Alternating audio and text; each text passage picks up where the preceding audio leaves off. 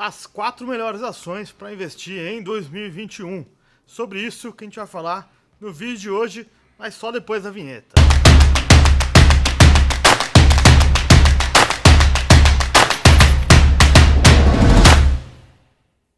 Fala aí pessoal, sejam todos muito bem-vindos, eu sou o Jonathan Camargo e a ideia do vídeo de hoje é tentar trazer para você aqui algumas coisas que eu, Jonathan, estou vendo como possíveis investimentos para esse próximo ano. Né? A grande ideia, né, de colocar isso aqui em vídeo para vocês é tentar te ajudar, né, a escolher.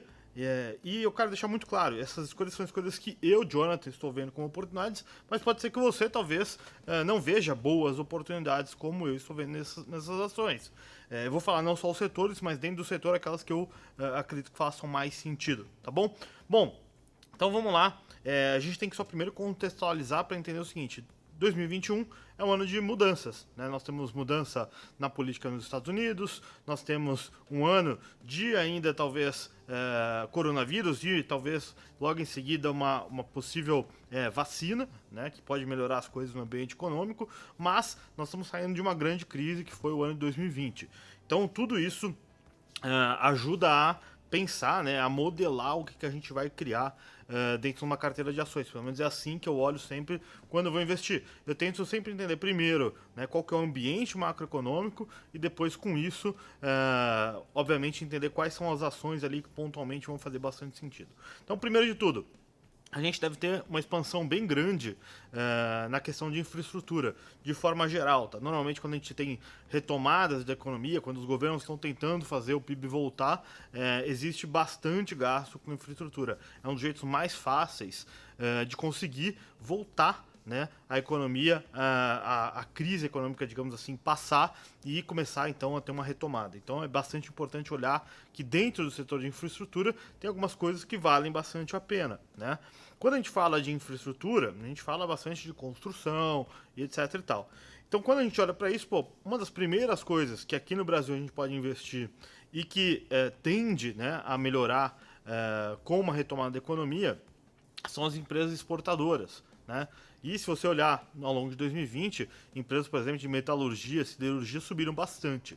Então, assim, esse é um dos pontos que leva aí, né, empresas exportadoras a serem alguma das ideias de investimento que eu tenho para o próximo ano.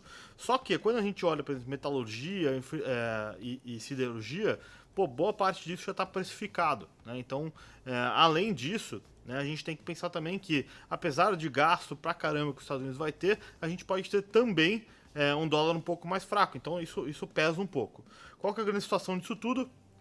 Quando eu olho para essa situação, né, de retomada da economia e de um dólar ainda alto, né, não tão alto talvez quanto esteve, mas ainda alto, eu gosto de olhar para algumas empresas, por exemplo, no setor de proteínas, né, e aí basicamente eu gosto, por exemplo, dentro desse setor de Marfrig, é uma das empresas que eu gosto, que faz parte do meu portfólio, e quando eu olho, por exemplo, para o setor, além, ainda em commodities, né, mas eu olho para o setor, por exemplo, de papel e celulose, existem duas empresas ali que me chamam bastante atenção. Uma delas é Rani, tá? Para quem não sabe, é papel irani, tá? Celulose. É uma empresa do setor aí bem parecido com a Klabin, tá? A Klabin é uma outra empresa também que faz bastante sentido, mas eu acho que Rani 3 está um pouco mais descontada. E aí, legal. Falei aqui para vocês de duas coisas assim que eu estou olhando, principalmente no setor de commodities, de empresas exportadoras, para ser mais exato. Bom, além disso, quando eu olho para investimentos para o próximo ano, eu gosto sempre de olhar também. Eu sempre divido a minha carteira assim, em empresas dolarizadas e empresas não dolarizadas, tá? Essa é a primeira coisa. A segunda coisa que eu gosto de olhar é, dentro disso, algumas empresas que têm um grande potencial de crescimento e outras empresas mais estáveis, tá? Então, dentro da carteira, quando eu olho para esse pedaço de empresas mais estáveis, tem muita empresa do setor de energia elétrica que estão baratas, né? E aí são empresas que normalmente, mesmo que a gente tenha um segundo lockdown, que as coisas aumentem na questão de arrefecimento da economia, essas empresas ninguém deixa de usar, né? Tanto a parte de saneamento quanto a parte de energia elétrica, né? Então, na parte de saneamento, por exemplo, uma das empresas que eu gosto e eu tenho em carteira é Sanepar, né? Companhia de Saneamento do Paraná. Quando eu olho para energia elétrica, por exemplo, eu gosto, por exemplo, de Eletrobras. Eu acho que existe uma possibilidade de ser privatizada. E eu gosto de Copel, né? Então são aí duas empresas que eu olho bastante. E também na parte de energia elétrica, que talvez seja aí a grande favorita para mim, Energias do Brasil, tá? Então, pô, dentro da minha carteira eu tenho lá 25% de empresas exportadoras. Eu sempre gosto de ter uma coisa indexada a dólar nesse sentido. 25% de empresas que são mais estáveis, mais resilientes, que não vai mudar tanta coisa para o cenário delas. E já do outro lado, aí eu vou buscar empresas que são um pouco mais agressivas. 25% normalmente está em small caps e 25% em empresas de alto crescimento. Quando eu falo de alto crescimento, é crescimento de lucro de modo geral, mas porque são empresas que realmente crescem muito. E normalmente são empresas que têm alguma conexão com tecnologia. Tá? E eu já vou explicar e já vou chegar lá para falar disso.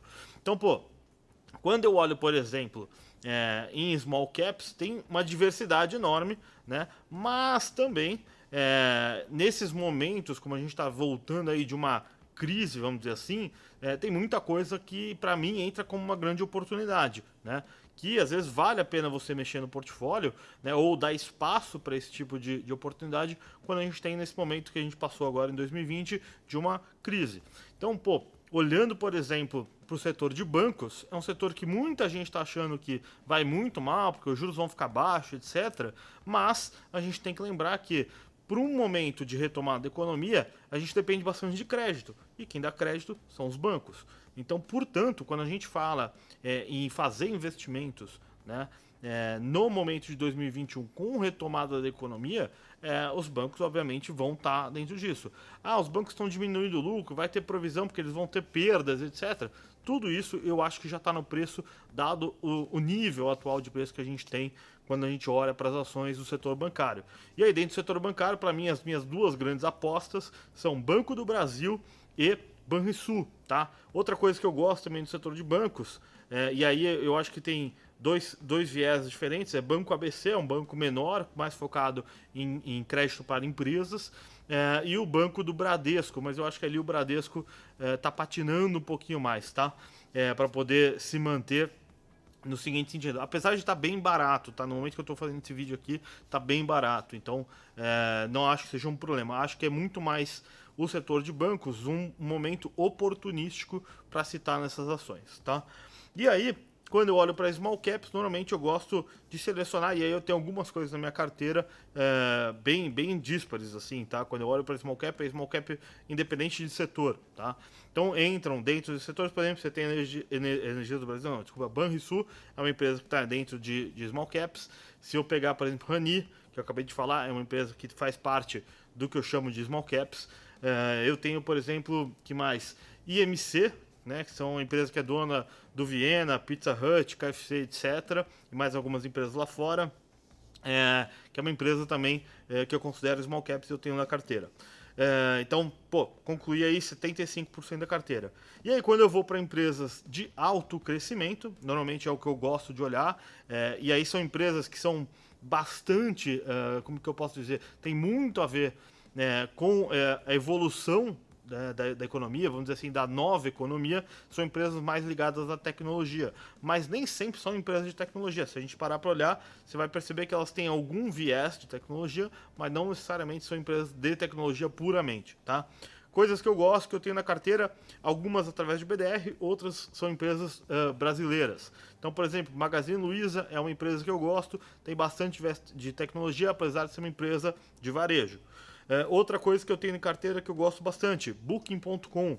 É uma empresa que tem um viés de tecnologia mais focado em turismo, né? Então sempre tem aquela capa como que eu posso dizer, aquela capa de tecnologia que transforma o negócio, que deixa o negócio mais asset light, ou seja, tem menos ativos, né? Não tem imóvel, você tem menos imóvel, ou você tem menos trabalho de pessoas, menos gasto com pessoa e muito mais uma empresa que é muito mais dependente de tecnologia. A grande sacada desse tipo de empresa é a tecnologia que ela tem por trás. Então, voltando lá, Magazine Luiza é uma delas, Booking.com, e aí tem duas coisas que eu gosto bastante na carteira, e aí com bastante foco lá de fora, que é Facebook e Google, tá? São duas empresas que, na minha opinião, assim, eu fiz, inclusive, até mandar um abraço lá pro Thiago Reis. Eu fui participar de uma palestra que ele fez e ele deu uma ideia bem legal. Ele falou assim, pô, o que eu investiria nos próximos 10 anos? E a ideia foi muito interessante porque ele falou, olha, se você parar para olhar, existem 4 grandes empresas, né, que basicamente dominam, né, o mundo da internet. Quais são elas? Facebook, Google, Apple e Amazon, né? E tem muita gente que coloca Netflix ou Microsoft aqui também, mas eu já não considero tanto, apesar delas estarem se modificando para isso.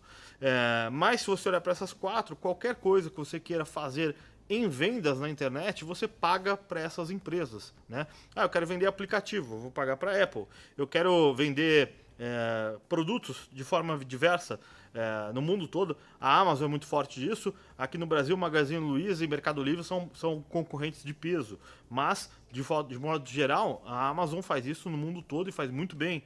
E está entrando aos poucos aqui no Brasil.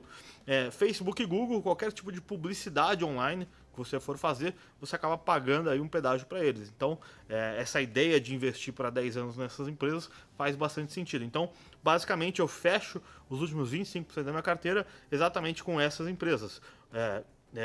Magazine Luiza, Facebook, Google e faltou uma, que é Booking.com. Fechamos todas elas. Então, basicamente, é assim que eu formato a minha carteira, 25% mais ou menos, tá? Eu não fico olhando, subiu um pouco mais, eu vendo. Eu vou fazendo basicamente assim, conforme os aportes vão acontecendo, eu vou olhando aquilo que está muito disparo e vou tentando corrigir essa alocação. Mas basicamente é isso, a minha alocação, do jeito que eu formatei para os próximos 12 meses, e obviamente pode ser que na semana que vem as coisas mudem, algumas dessas empresas disparem, e eu acho que não faça mais sentido manter, mas o jeito, né, a metodologia que eu faço para poder decidir se eu continuo com a empresa ou não, é um tema bastante extenso e acho que vai ficar para um outro vídeo.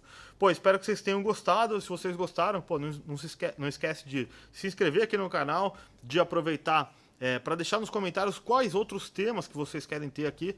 E, obviamente, se inscreve aqui para você poder, deixa um like, se inscreve aqui para a gente poder continuar expandindo isso, né, esse conteúdo para mais pessoas.